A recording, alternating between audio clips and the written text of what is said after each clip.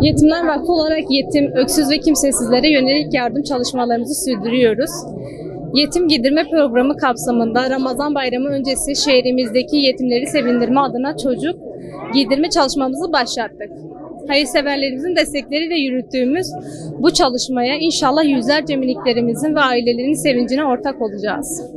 Bu yardım çalışmasında desteklerini esirgemeyen tüm hayırseverlerimizden Allah kendilerinden razı olsun, bağışlarımızın desteklerini sürdürmesi halinde bizler Yetimler Vakfı olarak bayrama kadar yardımlarımızı sürdürmeye devam edeceğiz Allah'ın izniyle. Rabbim tüm hayırseverlerimizden razı olsun.